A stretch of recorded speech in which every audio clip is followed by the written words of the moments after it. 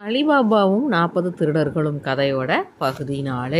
திருடர் தலைவன் மேற்கொண்டு சாதாரண ஆள்களை அனுப்பி ஏமாறக்கூடாது என்று கருதி தானே நகருக்குள் சென்று முஸ்தபாவின் உதவியால் அலிபாபாவின் வீட்டை தெரிந்து கொண்டான்.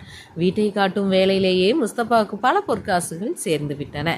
தலைவன் அந்த வீட்டில் அடையாளம் எதுவும் செய்யாமல் படம் பிடித்து வைத்துக் கொள்வது போல் அதை நன்றாக மனதிலே பதிவைத்துக் கொண்டு திரும்பிச் சென்றான். 3 நாள்களுக்கு பின்பு இரவில் 38 திருடர்களும் ஊருக்குள் சென்று குறித்த வீட்டை அடைய வேண்டும் என்று திட்டம் செய்தான். திருடர் தலைவன் 19 கோவேறு கழுதைகளையும் தோளினால் செய்திய பெரிய தாளிகளையும் 38ஐயும் வாங்கி வந்தான். தயார் நிலையில் வைத்து கொண்டான். தாளிகள்னா ட்ரம்னு சொல்லலாம். ஒவ்வொரு தாளியிலும் ஒரு திருடன் ஆயுதத்தோடு அமர்ந்து கொள்ளணும். அவ்வாறு 37 தாளியிலும் அவர்கள் அமர்ந்திருக்கவும் ஒரு தாளியில் மட்டும் கடுகு எண்ணெய் நிரப்பி வைக்கவும் ஏற்பாடு செய்யப்பட்டது. மற்றவை தாளிகளில் வெளிப்புறங்களில் சிறிது எண்ணெய் பூசப்பட்டது. ஒவ்வொரு கழுதியின் பக்கங்கள் இரண்டிலும் 2 தாளிகள் வீதம் கட்டி தொங்கவிடப்பட்டன. தலைவன் பின்னர் எல்லா கழுதிகளையும் ஓட்டிக்கொண்டு நகரத்திற்கு சென்று அலிபாபாவின் வீட்டை அடைந்தான். நள்ளிரவில் தான் கைத்தட்டியுடன் எல்லா திருடர்களும் தாளிகளை விட்டு வெளிவந்து வீட்டுக்காரனை தீர்த்து கட்டிட வேண்டும் என்று முன்னதாகவே சொல்லியும் வைத்திருந்தான். அப்பொழுது அலிபாபா இரவு உணவு அருந்துவிட்டு வீட்டின் முன்வாயில் உலவி கொண்டிருந்தான். ஒரு வணிகனைப் போல் உடை அணிந்திருந்த திருடர் தலைவன் அவனை கண்டு வணக்கம் செய்தான். அலிபாபாவும் பதிலுக்கு வணக்கம் செய்தான். தலைவன்: நான் ஒரு எண்ணெய் வியாபாரி. பல தடவை கிராமத்திலிருந்து இந்த நகருக்கு எண்ணெய் கொண்டு வந்து விற்றிருக்கிறேன். ஆனால் இன்று கழுதைகள் ஓட்டிக்கொண்டு நகருக்குள் வருவதற்குள் இருட்டிவிட்டது. இன்று இரவு மட்டும் நானும் என் கழுதைகளும் தங்குவதற்கு தாங்கள் இடம் கொடுத்தால் பெரிய உதவியாக இருக்கும். வாயிலா பிராணிகள் ஆகியவை நீண்ட நேரமாக எண்ணெய் தாளிகளை சுமந்து கொண்டிருப்பதால் பாரத்தை இறக்கி அவைகளுக்கு சற்றே ஓய்வு கொடுக்க வேண்டும் என்று வேண்டிக் கொண்டான். அவனுடைய குரலை அலிபாபா முன்பு வனத்தில் மரத்தில் ஒளிந்திருக்கையில் கேட்டிருந்தும் அவன் அப்பொழுது மாறுவேடம் புனைந்து வந்திருந்ததால் அக்குரல் திருடனோட தலைவன் குரல் என்பதை தெரியவில்லை. எனவே அவன் ஒரு வியாபாரிதான் என்று நம்பி அலிபாபா அவனை வரவேற்று இரவிலே தன் வீட்டில் தங்கியிருக்க அனுமதியளித்தான். வீட்டின் பக்கத்தில் காலியாக இருந்த ஓர் ஓலை கொட்டகையை காட்டி அதிலே கழுதைகளை நிறுத்தி வைக்கலாம் என்று அவன் கூறினான். பின்னர் ஓர் அடிமை பையனை அழைத்து கழுதையின் உணவுக்கு தேவையான கானம் முதலியவற்றை தண்ணீரையும் கொட்டகையில் கொண்டு வைப்பதற்கும் அவன் ஏற்பாடு செய்தான். அப்பொழுது அந்த பக்கமாக வந்த மார்கியானாவிடம், இன்று ஒரு விருந்தாளி வந்திருக்கிறார், அவருக்கு விரைவில் சாப்பாடு தயாராகட்டும். அத்துடன் அவர் படுப்பதற்கு மாடியில் ஒரு அறையில் படுக்கையை எடுத்து போட்டுவை என்று அவர் உத்தரவிட்டார். திருடர் தலைவன் கழுதைகளை கொட்டகையில் கொண்டு போய் நிறுத்தி தாளிகளை அவிழ்த்து கீழே வைத்தான். பிறகு கழுதைகளுக்கு தீனி வைத்து தண்ணீர் காட்டிவிட்டு அவன் முன்வாயிலுக்கு சென்று அலிபாபாவை கண்டான். அலிபாபா அவனை அன்புடன் அழைத்து கொண்டு போய் மார்கியாவை கண்டு, விருந்தினர் இதோ வந்துவிட்டார், அவருக்கு வேண்டிய உபச்சாரங்களை செய். நான் முன்புறம் படுக்கச் செல்கிறேன். நாளை அதிகாலையில் நான் வெளியே போக வேண்டும். ஆகையால் எனக்கு வேண்டிய துணிகளையெல்லாம் எடுத்து வைக்க சொல் அப்துல்லாவிடம் என்று சொல்லிட்டு, காலையில் நான் குளித்துவிட்டு வந்ததும் குடிப்பதற்கு நல்ல சூப்பும் தயாராக வைத்துக்கொள் என்று சொன்னான்.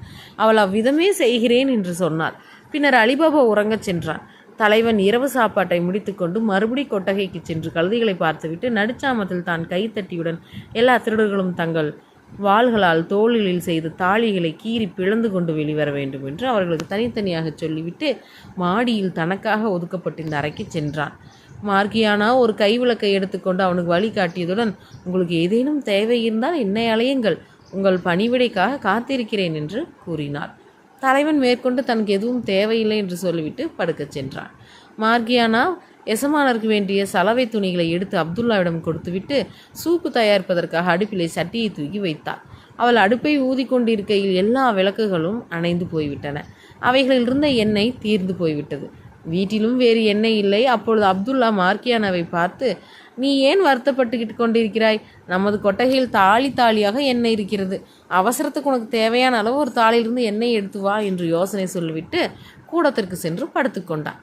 மார்கியானா அவன் கூறிய ஆலோசனைப்படியே எண்ணெய் டப்பாவை தூக்கி கொண்டு கொட்டகைக்கு போனாள்.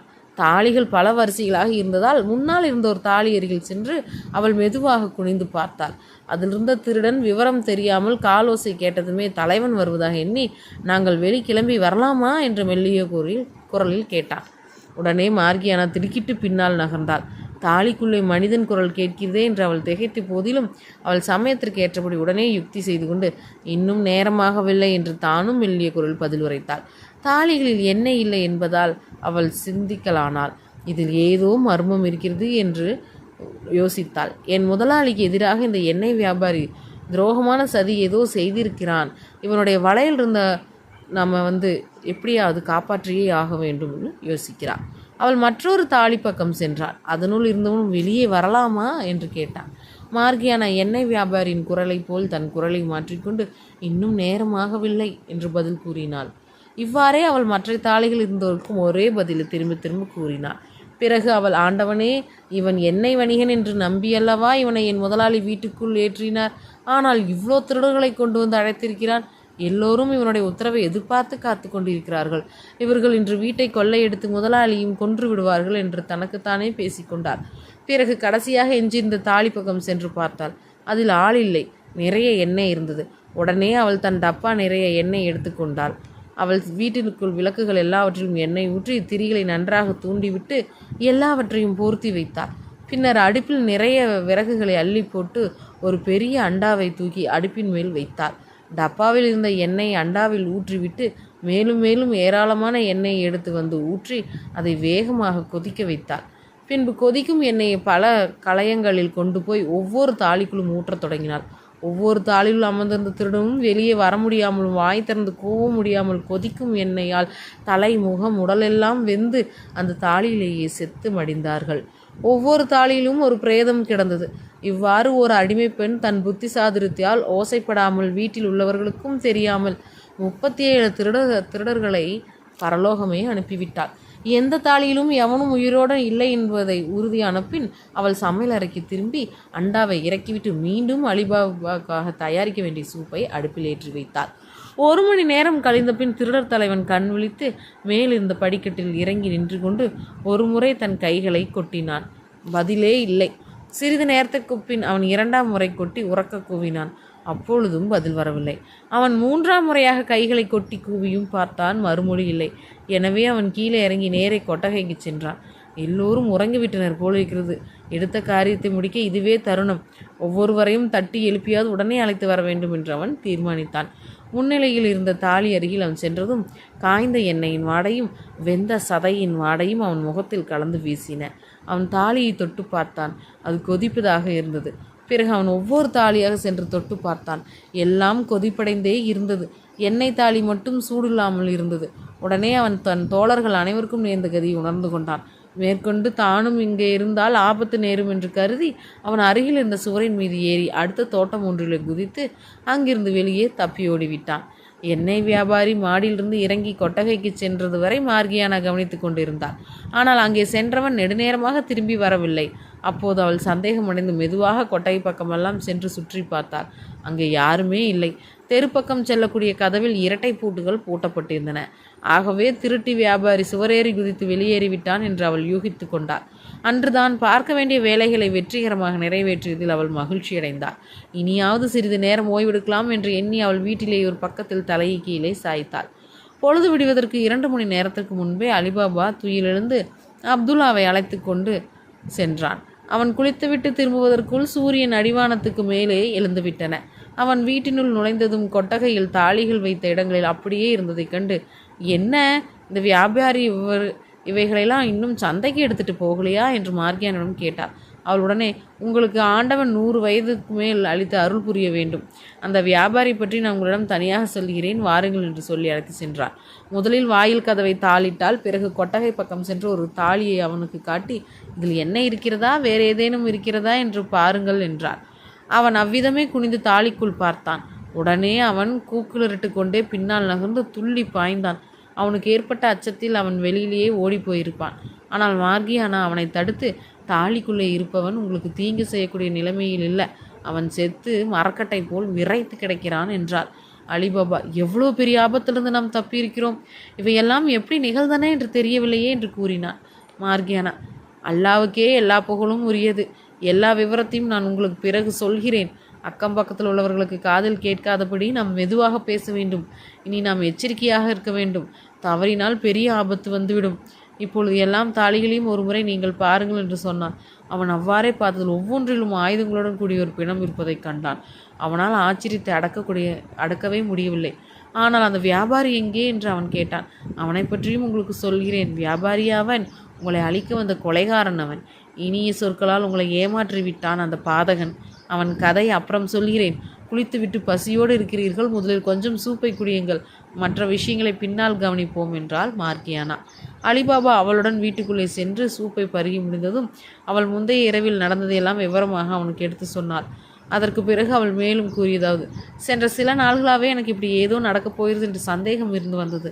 அதை உங்களிடம் சொன்னால் மெல்ல மெல்ல விஷயம் அண்டை அயலாளருக்கும் தெரிந்துவிடுமே என்று அஞ்சி நான் மௌனமாக இருந்தேன். இதுதான் விஷயம். ஒரு நாள் நம் வீட்டுக் கதவில் சுண்ணாம்பு கட்டியால் யாரோ ஒரு வெள்ளை அடையாளம் செய்திருந்தனர். புதிதாக அதை பார்த்தவுடன் நான் வியப்படைந்தேன்.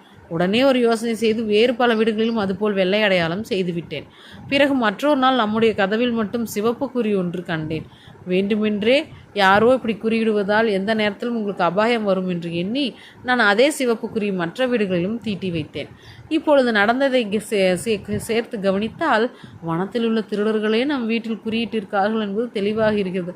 முதலில் இருவர் வீட்டை பார்த்துவிட்டு மறுபடியும் இதே வீட்டுக்கு வருவதற்காக இருமுறை அடையாளம் செய்திருந்தனர்.